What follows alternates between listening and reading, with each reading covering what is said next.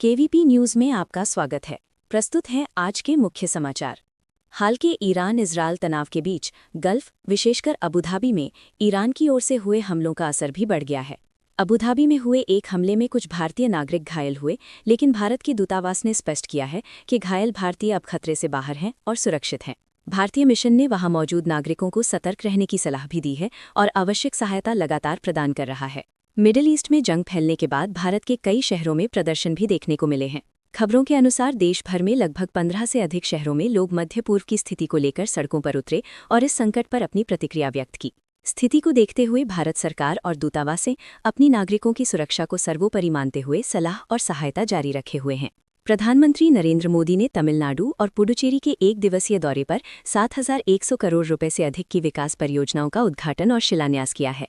इस दौरान उन्होंने पुडुचेरी में 2,700 करोड़ रुपए से अधिक के प्रोजेक्ट्स का समर्पण और नींव रखी, जिनमें ई-बस सेवा, स्मार्ट सिटी के तहत कमांड कंट्रोल सेंटर, सीवरेज और जल आपूर्ति परियोजनाएं तथा राष्ट्रीय संस्थानों के नए ब्लॉक और हॉस्टल शामिल हैं, जिससे इंफ्रास्ट्रक्चर, शिक्षा और स्वास्थ्य जैसे क्षेत्रों को मजबूती मिलेगी। बाद में मदुरै, तमिलनाडु में उन्होंने 4,400 करोड़ रुपए से अधिक के बुनियादी ढांचे के प्रोजेक्ट्स का उद्घाटन और नींव रखी, जिनमें राष्ट्रीय राजमार्गों का चौड़ीकरण, रेल सुविधाओं का विकास, चेन्नई बीच एगमोर चौथी लाइन का समर्पण और 8 रेलवे स्टेशनों का आधुनिकीकरण शामिल हैं, जिससे यातायात, कनेक्टिविटी और क्षेत्रीय आर्थिक विकास को बढ़ावा मिलेगा। प्रधानमंत्री ने मदुरै के तिरुपरंकुंद्रम स्थित अरुलमिगु सुब्रमण्य स्वामी मंदिर में भी पूजा अर्चना की और वहां भगवान के दर्शन किए, जिसमें उन्होंने स्थानीय संस्कृति और धार्मिक भावना का सम्मान व्यक्त किया। पीएम मोदी ने अपने संबोधन में कहा कि विकसित भारत के निर्माण में तमिलनाडु का अहम योगदान है और ये परियोजनाएं रोजगार, कनेक्टिविटी और समग्र विकास को आगे बढ़ाने में महत्वपूर्ण भूमिका निभाएंगी। पश्चिम बंगाल में विशेष गहन संशोधन स्पेशल इंटेंसिव रिवीजन एसआईआर के बाद लगभग 60 लाख मतदाताओं को निर्णयाधीन अंडर एडजुडिकेशन श्रेणी में रखा गया है, जिनके दस्तावेज अभी तक सत्यापित नहीं हुए हैं।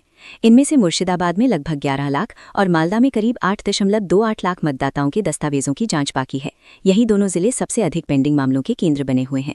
यह स्थिति मतदाता सूची को स्वच्छ और सटीक बनाने के प्रयास का हिस्सा है, जिसमें न्यायिक अधिकारियों द्वारा दस्तावेजों की समीक्षा की जा रही है। भाजपा ने इस प्रक्रिया के दौरान घुसपैठियों पर कार्रवाई की बात कही है और इसे चुनावी संदर्भ में बड़ा मुद्दा बताया है, जबकि स्थिति पर प्रशासन और निर्वाचन आयोग का कहना है कि सभी योग्य मतदाताओं को वोट देने का अवसर मिल सके, इसके लिए आवश्यक जांच जारी है।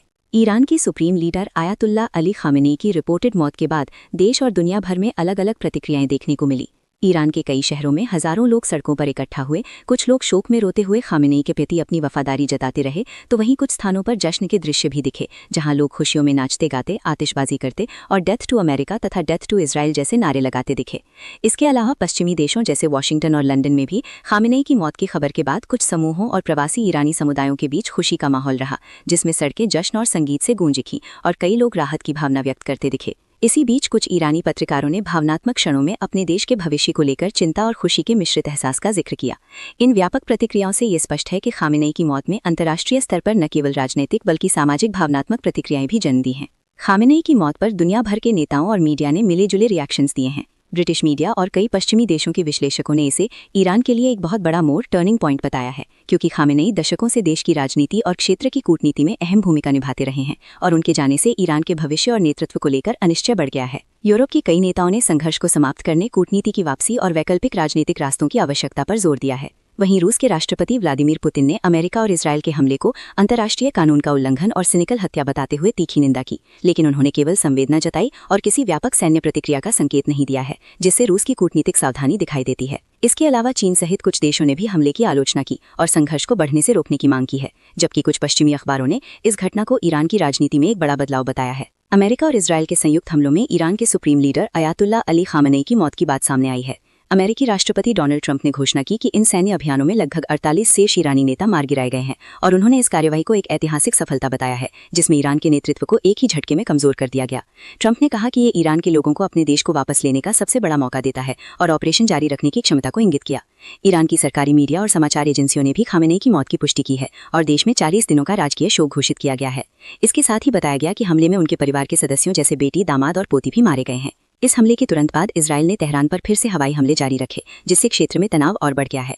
इस संघर्ष के चलते संयुक्त राष्ट्र सुरक्षा परिषद की आपात बैठक भी बुलाई गई है और दुनिया भर के नेताओं ने इसे लेकर प्रतिक्रिया दी है। ईरान जैसे देश के शीर्ष नेता अयातुल्ला अली खामेनी की मौत की खबर पर Sacred Games fame actress Elnaaz Norouzi Instagram पर सक्रिय अभिनेत्री ने सोशल मीडिया पर खुशी जताई है। उन्होंने अपनी इंस्टाग्राम स्टोरी में लिखा कि ये वो खबर है जिसका वो और कई ईरानी 47 साल से इंतजार कर रहे थे, और लिखा खामेनी मर गया, खुदा महान है।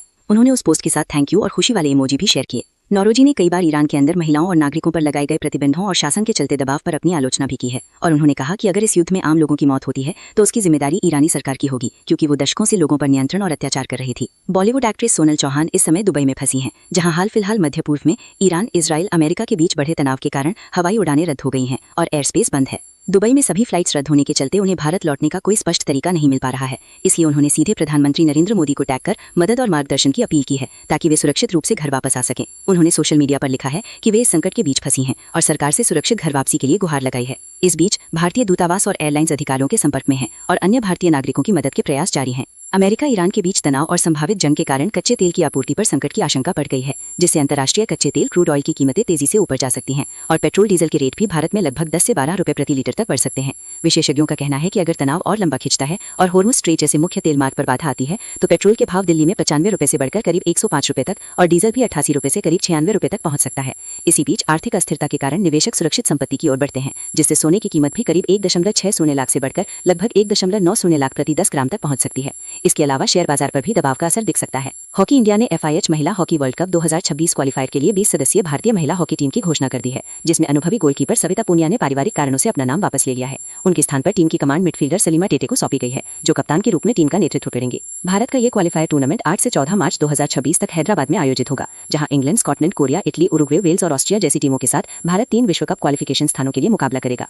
सविता पूनिया के न होने के बावजूद टीम में गोलकीपिंग की जिम्मेदारी बंसरी सोलंकी और बिजू देवी खारीबाम को सौंपी गई है, जबकि टीम में डिफेंस, मिडफील्ड और अटैक में अनुभवी और युवा खिलाड़ियों का संतुलन रखा गया है। भारत अपनी शुरुआत 8 मार्च को उरुग्वे के खिलाफ करेगा। भारत ने ICC T20 वर्ल्ड कप 2026 के सुपरहिट मुकाबले में वेस्टइंडीज को 5 विकेट से हराकर सेमीफाइनल में अपनी जगह पक्की कर ली है। इस रोमांचक मुकाबले में वेस्टइंडीज ने पहले बल्लेबाजी करते हुए 195/4 रन का प्रतिस्थान बनाया। लक्ष्य का पीछा करते हुए भारतीय टीम ने निर्धारित लक्ष्य आसानी से हासिल किया, जिसमें खास भूमिका संजू सैमसन ने निभाई। उन्होंने नाबाद 97 रन की शानदार पारी खेली और टीम को दबाव भरे मोड़ पर जीत दिलाई। भारत अब 5 मार्च को सेमीफाइनल में इंग्लैंड से भिड़ेगा, जहां विश्व चैंपियन बनने के लिए उन्हें अपना सर्वश्रेष्ठ प्रदर्शन दोहराना होगा। और अंत में मौसम। भारत के सभी राज्यों में 2 मार्च 2026 को मौसम ज्यादातर शुष्क और गर्म रहने का अनुमान है। हालांकि उत्तर पश्चिम क्षेत्रों में तापमान सामान्य से 3 से 5 डिग्री अधिक रहेगा। दिल्ली, राजस्थान, पंजाब, हरियाणा और उत्तर प्रदेश जैसे राज्यों में धूप छाई रहेगी और अधिकतम तापमान 30 से 32 डिग्री सेल्सियस तक पहुंच सकता है, जबकि न्यूनतम 17 से 18 डिग्री रहेगा।